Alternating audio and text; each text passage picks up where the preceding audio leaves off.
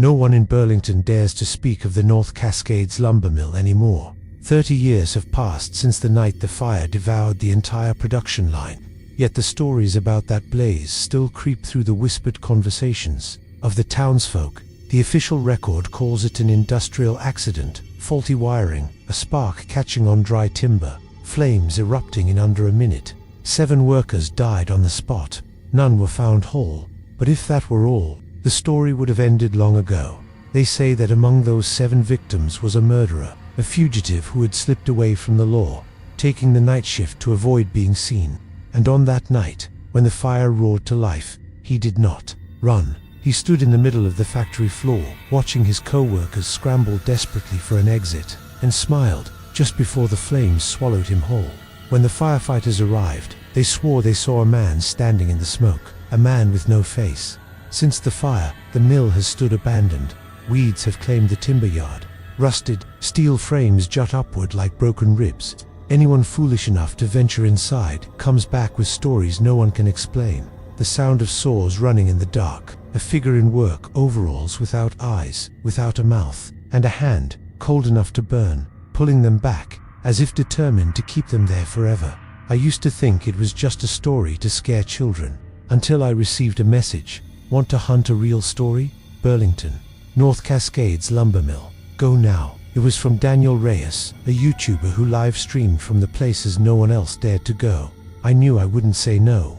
Not for the money, not for the views, but because of something more primal, the need to see, with my own eyes, the thing people feared so much they couldn't even speak its name. I didn't know that this trip would take more from me than I could ever imagine. Ethan Cole sat in his small Seattle apartment, flipping through the pages of his notebook, eyes glancing at the blue flicker of his laptop screen. Outside the window, October rain drizzled steadily, creating a constant background hum like an old film projector. He had just finished writing an article about an abandoned hospital in Portland, but his mind was already restless, bored with its normal level of creepiness. Ethan was the kind of person who couldn't stay still for too long if he didn't feel adrenaline surging through his veins. He felt like he was trapped inside a windowless room. His phone buzzed. A text appeared. Daniel Reyes. Cole. I've got something you won't be able to refuse. Burlington, Washington. North Cascades Lumber Mill. This week, Ethan frowned. Burlington, a small town in Skagit County. He had only heard of it a few times. From old articles about lumber mills. North Cascades Lumber Mill.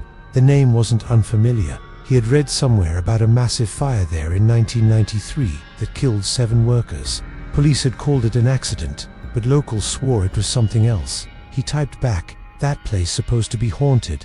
Daniel replied almost instantly, "Not just haunted. They say one of the 7 who died was a killer, burned alive, and he's still there. I'm live streaming you in." Ethan smiled. Live streaming with Daniel always meant reckless trips. He opened his contacts and scrolled to Liam Parker, his best friend from college, the fearless cameraman. Well, actually, fearful of a lot, but always dragged by Ethan into dangerous adventures. The call lasted barely a minute. When Ethan said abandoned mill and possible haunting, Liam cursed but still agreed. "You owe me a steak, Cole," he growled before hanging up. 3 days later, Ethan drove his silver grey SUV toward Burlington. The air was crisp, thick clouds clinging to the distant North Cascades. Liam sat in the passenger seat, clutching his camera like a precious artifact, occasionally shooting Ethan a look of disapproval. "You know," Liam said, "I googled the place. It used to be one of the biggest lumber mills in the region, but after the fire, they shut it down. No one bought it. No one dared to go inside, except idiots." Ethan shot him a sideways glance. "So we're in the idiot category." "Exactly," Liam sighed. "And this time we've got Daniel. That guy lives for getting views by scaring the hell out of people." Ethan shrugged and kept driving. Riverside Brew Cafe sat in the heart of Burlington. Small, warm, filled with the smell of freshly roasted coffee. Daniel was already there, in a corner booth, brown leather jacket, baseball cap backward, laptop in front of him, mounted on a tripod. Beside him sat Sophie Bennett, someone Ethan didn't expect to see again. Sophie wore a beige sweater, hair tied neatly back, eyes still carrying that sharp, intelligent gleam. The last time they'd met was over a year ago, when their relationship had ended quietly but left an empty space behind. Daniel stood, grinning wide. Perfect. The team's all here. Ethan, Liam. This is Sophie, grad student in psychology, wants to study human reactions in supernatural environments. Or something like that. Sophie nodded, her voice calm but firm. I don't believe in ghosts, but I do believe in the human mind under pressure. That place would be an interesting test. Liam muttered, I believe in ghosts, and I believe we're about to get into trouble. The story of North Cascades Lumber Mill quickly became the main topic as the four sat down. An elderly woman at the next table overheard a few words and leaned over. You're going there? She asked, her voice trembling. Don't. Since the fire, no one dares. People vanish, and their bodies are never found. Daniel leaned closer. Have you seen something yourself? She shook her head, eyes distant. Only stories. The sound of saws running at night, shadows moving past the windows. But the worst, some say they saw a man standing in the middle of the workshop. No face, just a dark, empty space where it should be. The air at the table grew heavy. Liam swallowed hard. Sophie frowned slightly, but Ethan felt his heartbeat quicken. The cafe door opened, and a man in his 60s walked in. Tall, graying hair, thick blue work jacket. The woman immediately called out, Harold, over here. Harold Kim, a former town police officer, part of the investigation after the 1993 fire. He set his coffee down at our table without asking, looking each of us over. I hear from Mrs. Miller you're planning to head to North Cascades Mill. His tone was firm. Listen, I was there right after the flames died. We found 7 bodies, or what was left. 6 were identified. The last couldn't be. No face, just a blackened mass. The head warped and crushed. Sophie asked, and the police ruled it how? Accident, steam pipe, explosion, triggered, a chain fire. Harold took a slow breath, but the files had one detail never released. Before he died, one worker called the police, said the boss made us work overnight, and that there's someone standing in the mill who has no shadow. Daniel recorded the entire thing on his phone. Ethan met Harold's eyes, a cold shiver running down his spine. Harold ended with a single, steady sentence, don't go in, and if you do, don't expect to come back out. That night, in a small rented room in Burlington, Ethan sat by the window, looking out at the empty street. Harold's warning echoed in his mind, but for Ethan, it wasn't a reason to stop, it was an invitation. He opened his laptop and typed, North Cascades Lumber Mill, 1993 fire. Dozens of old articles appeared, black and white photos of the blaze, portraits of workers staring into the camera. One picture made him freeze in the background. Behind the line of people was a tall figure in work gear, face completely dark, no features visible. Ethan zoomed in, still no detail. But one thing was certain, the figure cast no shadow. On the concrete floor, outside, wind swept down from the mountains, carrying the faint smell of old, burnt wood. The exploration had already begun, long before they set foot inside the mill. The next afternoon, Burlington's sky hung low and heavy, a thick grey blanket smothering the town. Wind swept down from the North Cascades, sharper now, carrying a cold that sank into the bone. Ethan woke early, double-checking his camera batteries, flashlights, lapel mic, and several backup power packs. The plan was set. They would reach the mill at sunset. The light would be at its weakest, yet just enough to capture the first shots before darkness swallowed everything whole. Daniel arrived ahead of schedule, his old pickup truck loaded with live stream gear, backup batteries, and a random mix of energy drinks and protein bars. Tonight's going to be legendary, he grinned, tossing equipment into the back of Ethan's SUV. Just imagine thousands of people watching live, the chat blowing up the moment a white shadow crosses the screen, or thousands watching us run for our lives. Liam cut in, clutching his camera bag like a lifeline.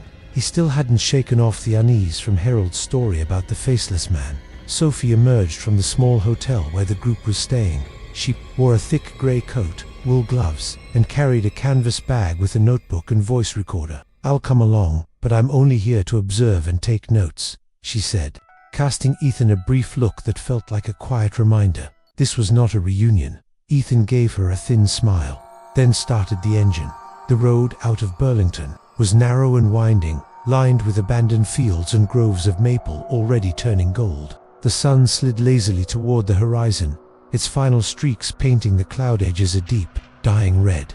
15 minutes later, the mill came into view, a hulking silhouette rising against the dim sky. From a distance, North Cascades Lumber Mill looked like the corpse of a great iron beast, its body broken, smokestacks jutting like exposed ribs. "Jesus," Liam muttered. "It's worse than I imagined." They parked about 50 meters from the rusted fence. The overgrown field before the building was a wasteland of waist-high weeds tangled with twisted steel beams and rotting planks. The walls were mottled with peeling paint, revealing the raw concrete beneath. Most windows were shattered, forming dark sockets that stared out into nothing. Daniel powered on his camera, starting the live stream. "All right, everyone. We're here in Burlington, Washington, about to explore one of the most haunted places in the state, the North Cascades Lumber Mill. With me tonight, freelance journalist Ethan Cole, a man who's been in more abandoned places than I can count. Liam Parker, the bravest cameraman I know." "Not true," Liam muttered under his breath. "And Sophie Bennett, psychology researcher, here to help us understand how people react when faced with the unexplainable. Stick around until the end, I promise. You won't be disappointed." They followed the fence until they found an opening in the northwest corner, where a section had collapsed. A narrow, muddy path led straight toward the mill yard. Ethan took the lead, flashlight in hand. As soon as they stepped onto the open concrete, he noticed the silence. No cars, no birds, only the whisper of wind threading through empty steel frames. Sophie froze. "Do you see that?" On the stained concrete before the main entrance were muddy footprints. They were clear, fresh, leading straight inside. The problem was, it hadn't rained in a week. There was no mud here to make them. Daniel immediately angled his camera downward, reading the chat as comments poured in. "Someone's inside. Probably a homeless guy, or not a guy." Liam shot Ethan a wary glance. "We really want to do this." Ethan didn't answer right away. He crouched, brushing a finger along the edge of one print. The mud was damp. Whoever, or whatever, made them had been here moments ago. They set up equipment at the front entrance, a tall tripod, a small LED panel, and an environmental mic. While Daniel checked the stream connection, Sophie suddenly turned her head. "Do you hear that?" Ethan listened. At first, only the wind. Then, a steady, metallic sound echoing from somewhere deep inside. Clang, clang, clang, like a hammer striking wood. Slow, deliberate. Liam swallowed. That shouldn't be happening. No one's worked here for decades. Sophie stepped closer to the rusted steel doors, her eyes narrowing. "It's coming from inside, not far from here." Daniel pointed his camera toward the black slit between the doors. "All right, folks. I think the mill knows we're here, and it's welcoming us." Ethan said nothing, but goosebumps prickled along his arms. The metallic knocking continued, a slow heartbeat from some buried, unseen giant. They were about to step inside. Ethan checked his flashlight batteries one last time, drew in a deep breath. Behind him, the sun was nearly gone, leaving only a pale, ashen light over the mill. Darkness was waiting. The corroded steel doors of North Cascades Lumber Mill swung open with a long, tortured scream, as if the hinges were crying out after 3 decades of neglect. Ethan shoved hard, and when the gap was wide enough, a rush of cold, damp air spilled out, carrying the smell of burnt wood and decayed metal. "Welcome to hell," Liam muttered, though his voice shook too much for it to sound like a joke. Daniel stepped in first, camera raised. The LED beam cut a narrow path through the thick, oppressive dark. Dust swirled in the air, catching the light like 1,000 drifting embers. Ethan followed, feeling the rough concrete under his boots, littered with splinters, rusted nails, and shards of broken glass. Sophie stayed close, jotting quick notes. Each time they entered a new section, the first room they explored was the management office. It was roughly 20 square meters, with a row of cracked wooden desks, an old typewriter, and a rotary phone buried in dust. On the wall, a chalk production schedule still hung, the white numbers faded but legible. Daniel swept his camera across the space. "Look at this. Frozen in time since that day in 1993. No cleanup, nothing taken." Ethan crouched by a desk. In the corner, and noticed something half buried under a layer of ash, a leather-bound notebook, edges charred. He lifted it carefully, the cover flaking at his touch. Inside, the handwriting leaned to one side, ink smudged but still readable. The first entries were mundane, shift hours, lumber counts, orders. But near the end, the script grew frantic, uneven. October 17th, 1993, the boss made us work overnight. No reason. I saw him, standing in the middle of the mill. He had no shadow. Ethan flipped further. The writing became jagged, broken, marked with smears that might have been made by a trembling hand. "What is it?" Sophie asked. "A worker's journal," Ethan said softly. "The day before the fire." As they prepared to leave the office, Liam's camera glitched. The screen filled with static lines, a low hiss buzzing through the speakers. "What the hell?" "Battery's full," Liam muttered, tapping the camera to no effect. The interference vanished only when he aimed the lens toward the doorway. Sophie glanced at Ethan. Could be M interference, or what? Or something standing in that dark corner. The group was silent for a long moment until Daniel broke it with his upbeat livestream voice. "Did anyone watching see that? If you did, drop it in the chat right now." They moved on to the main saw hall. The space was cavernous, the ceiling supported by rust-red beams, chains hanging from silent pulleys. Along the sides were long conveyor belts and massive table saws, all coated in dust thick as frost. The deeper they went, the more Ethan felt it, the weight of eyes on him, not footsteps, but a pressure, like being pinned in a gaze. He turned. Only Liam and Sophie were behind him. Daniel was panning the camera toward the rafters. Sophie spoke slowly.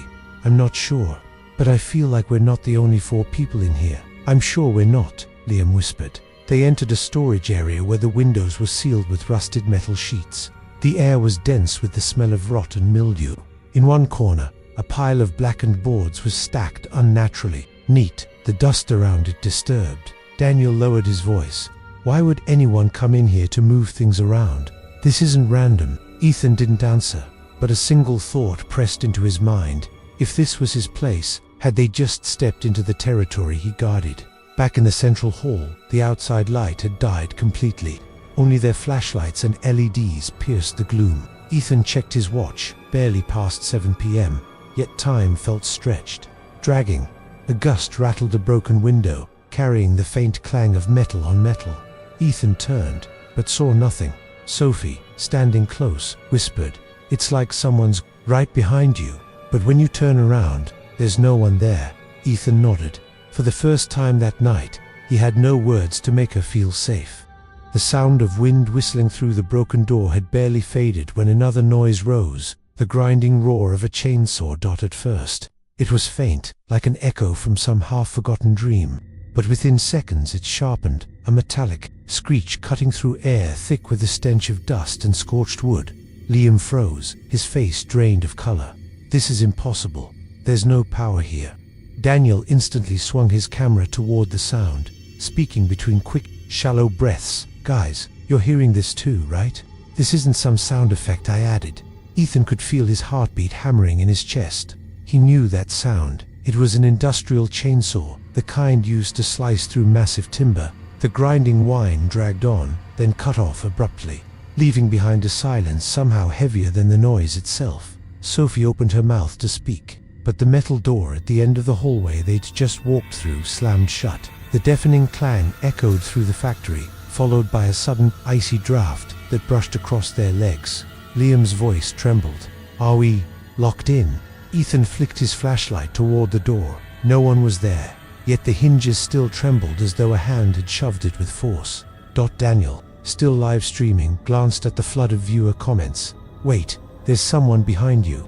I counted 5 people in frame, but there's only 4 in your group. Go back to 723. There's a tall shadow standing right by the door." Daniel looked up sharply at Ethan. "They're saying there's a 5th person." Sophie's eyes darted through the darkness. Her beam swept across the far corner, and that's when she saw him. A figure clad in an old, grimy work jumpsuit, the kind worn by factory laborers decades ago. A scratched safety helmet, gloves stained with something dark. But where the face should have been, there was nothing. No eyes, no nose, no mouth, just an absence, a solid void of darkness deeper than the shadows around it. Sophie stumbled back, colliding with Ethan. "I saw him, right there." Ethan swung the flashlight toward the spot, only to reveal a patch of peeling wall. The air grew dense, heavy, like fog pressing in on them. Every footstep now echoed strangely, as though more than 4 people were walking. Daniel whispered. I just replayed the footage. He was there, but he didn't move. He just watched. Liam's voice shook. No face and no shadow. Right. Sophie gave a faint nod, her eyes still fixed on the darkness where the figure had vanished. The chainsaw roared again, closer this time, its grinding teeth gnashing somewhere just beyond the next room. And beneath it, the slow, dragging scrape of footsteps on concrete, steady, unhurried, approaching. Ethan raised a hand for silence. The group stood frozen, listening to the sound draw nearer, and then stop. A man's rasping voice, tangled with the hiss of shallow breath, spoke directly into Sophie's ear. No, way out, she screamed, spinning around. No one was there but Ethan, Liam, and Daniel all saw the plume of white vapor curling from her mouth, though the air wasn't nearly cold enough for it. Liam clutched his camera tight, edging closer to Ethan. I'm done, Cole. We need to get out. Now. Ethan glanced behind them. The main door was still there, but somehow it felt farther away. The hallway stretched impossibly long, the angles of the walls shifting in ways that made no sense. Daniel, struggling to maintain his host-like composure, stammered, maybe we should just step outside for a minute. Before he could finish, Ethan's flashlight went out. Darkness swallowed them whole, leaving only the dim, sickly glow of Daniel's live stream screen. In that faint light, Ethan saw it at the far end of the hall, a tall man-shaped silhouette, standing perfectly still, no face, no shadow, and this time it began to move toward them. The tall figure emerged from the darkness, each step deliberate, heavy, yet eerily silent. Daniel's live stream flickered, the image flashing in and out, the audio breaking into warped static like a dying radio. Liam backed away, but then a hand, cold as ice, clamped around his wrist. The grip was so crushing he screamed, dropping his camera. The metallic thud of it hitting the concrete rang out sharp in the stillness. Ethan and Sophie lunged forward, pulling him back.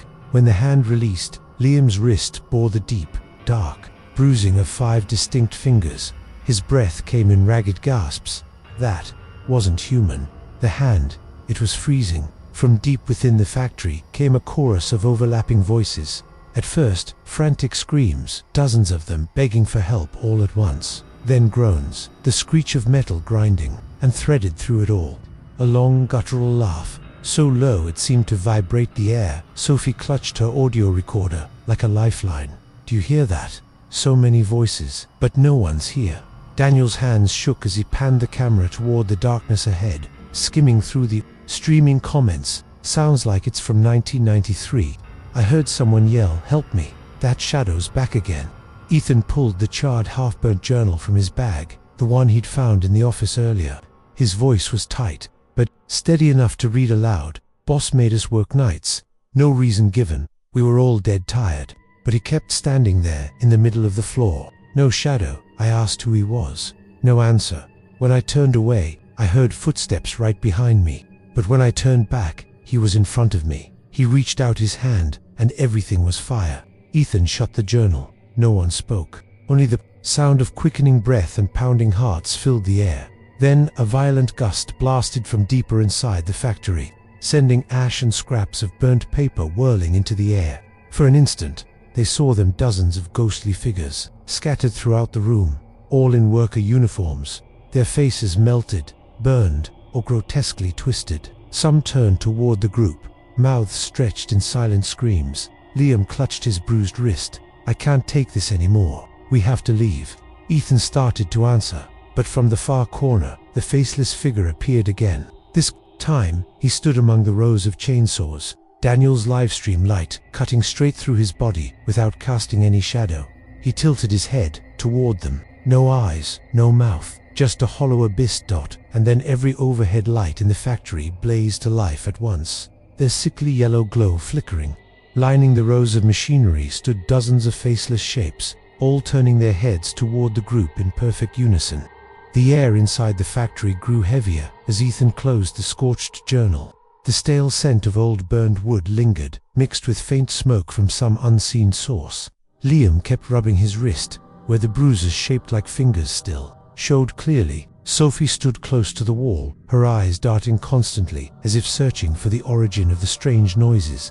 Daniel remained unusually silent, his gaze fixed on his phone screen, continuing to live stream to hundreds of viewers. Watching in real time, a loud noise erupted from the far end of the hallway, as if something metallic was being dragged across the floor. The harsh, grating sound echoed, then stopped abruptly, leaving a threatening silence in its place. "Let's check it out," Ethan said, trying to keep his voice steady. The group began to move, but as they rounded the corner, something heavy, possibly a rusted steel beam, dropped from above. It crashed down, throwing dust and splinters into the air, creating a temporary barrier between them.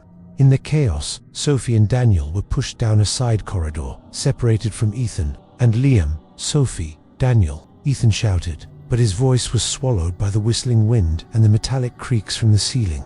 On Sophie's side, the darkness seemed to swallow everything outside the narrow beam of her small flashlight. Daniel walked ahead, still holding his camera. She could hear his breathing, fast and uneven, but she couldn't tell if it was from exhaustion or fear. Suddenly, his camera jerked sharply to the left. Dot in the frame, a tall, broad-shouldered shadow figure, crossed the hallway just a few meters away.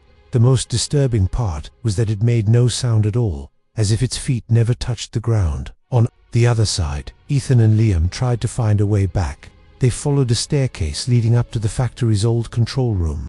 The door was slightly ajar, revealing a dust-covered control panel. When Ethan pushed it open, a row of switches began flipping up by themselves, one after another. Click, click, click. Immediately, the fluorescent lights in the production hall flickered to life, but the light was unstable.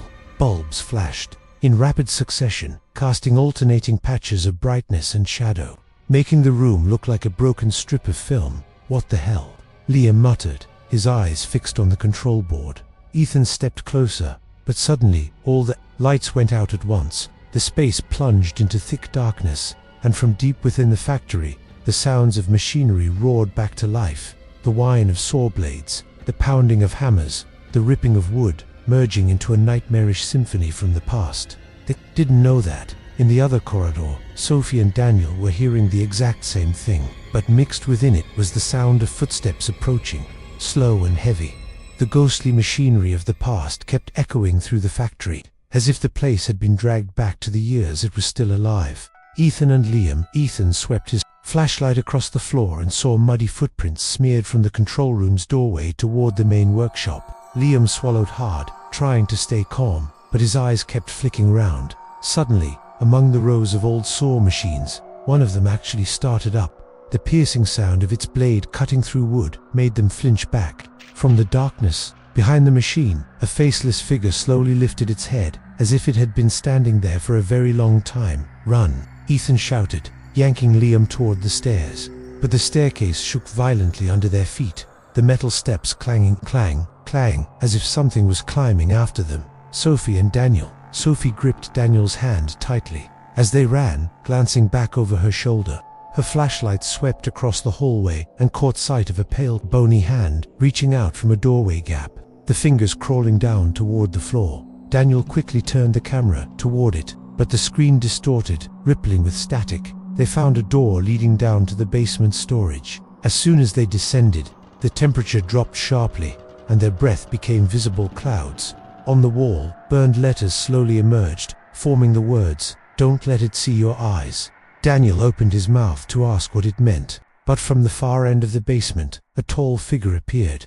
The weak flashlight beam only illuminated its neck and shoulders. Its head seemed to be hidden by an impenetrable shadow. Each step it took made a heavy, metallic thud, like a hammer striking steel. The reunion, a sudden scream echoed, drawing the two groups toward each other. Ethan and Liam burst into the basement just as Sophie and Daniel were being forced into a corner. The tall figure stopped a few meters away. No one dared breathe loudly. Then, in a blink, during the flicker of a flashlight, it was gone. Thinking they were safe, the group was about to leave when, from above, all the machinery roared to life at once. The deafening noise was joined by the sound of footsteps, racing in circles around them, though no one was there. "Exit now!" Ethan shouted. They bolted up the stairs, but just before they reached the door, it slammed shut with a force so violent it made the walls shudder. The metal door slammed shut, trapping the group in darkness. The machines behind them still roared, blending with indistinct murmurs. Ethan pounded the door with all his strength, but it didn't budge. Liam swept his flashlight along the walls, his hand trembling as the beam revealed a narrow gap in the corner of the room, just wide enough for one person to squeeze through. With no other choice, they pushed their way inside. Beyond was a cramped tunnel, brick walls damp with mold, the stench of rust and mildew choking the air. Their footsteps echoed, but mingled with them was another set, slower, steady, following close behind. Daniel turned the camera around, but the screen showed only white noise. He swallowed hard, saying nothing. Ahead, a faint light appeared, the exit. They rushed forward, stumbling onto the cold, wet ground.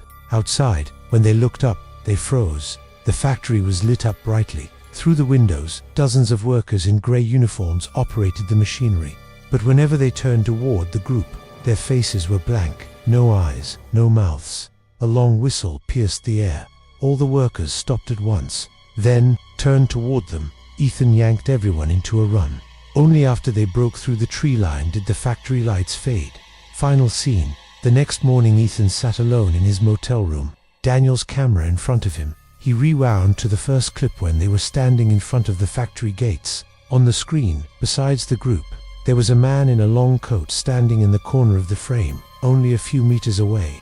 His face was hidden in shadow. Ethan knew for certain this man had never been with them. The footage flickered, then froze on a frame of static. Burlington Police Department Incident Report Summary. October 14, 2023, at 2:17 a.m. on October 14th, the Burlington Police Department's emergency hotline received a distress call from a man identifying himself as Ethan Cole. He reported that he and his friends had just escaped the abandoned North Cascades Lumber Mill, north of town, and insisted someone is still trapped inside. When first responders arrived, they found 4 individuals. Ethan Cole, -27, freelance journalist; Sophie Bennett, 225, psychology graduate student; Liam Parker, 228, amateur cameraman; Daniel Reyes, -30, YouTuber. All showed signs of acute psychological shock, torn clothing, scratches, and minor burns. They were transported to Skagit Valley Hospital for examination. Initial statements: according to Ethan and Sophie, the group had entered the factory to film an urban exploration project. They described several disturbing phenomena: the sound of saws operating, despite the factory's power having been cut since 1993, a heavy steel door slamming shut, blocking their exit, the appearance of a tall man in work overalls, but with a blurred-out face following them. Liam added that while fleeing, he clearly heard footsteps right behind him, but saw no one when he turned. Daniel only repeated the same phrase, "It's still in there," and refused to elaborate. Scene investigation: when police entered the factory, it was empty. No trace of anyone besides the 4 survivors. However, the forensics team discovered a camera dropped in the middle of a hallway, showing the group running in panic. In one frame, a tall figure can be seen walking just ahead of Ethan, but image analysis could not identify the face.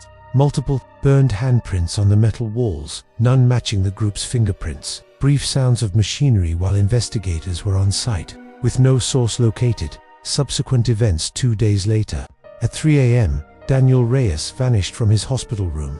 Security cameras showed him leaving on foot, heading north. The factory he has not been seen since. A week later, Liam Parker also disappeared from his home. No forced entry. His phone and belongings were untouched. Neighbors reported hearing footsteps in the yard around 2 a.m., but saw no one. Only Ethan and Sophie remained in contact with the police. Both suffered from severe insomnia and recurring nightmares of being trapped inside the factory. Ethan claimed he sometimes heard metallic knocking right outside his apartment window, despite living on the 3rd floor. Sophie admitted to seeing the faceless man standing on the street corner near her home on multiple occasions. Official conclusion: the case was filed as an unidentified incident. The North Cascades Lumber Mill remains sealed, but locals claim that at night, yellow light still spills through the broken windows, and shadowy figures move slowly inside. The report ends with a note from retired officer Harold Kim, who investigated the 1993 fire. "I told them whatever it is never left this place. It just decides who gets to leave and who stays forever." Thank you for following.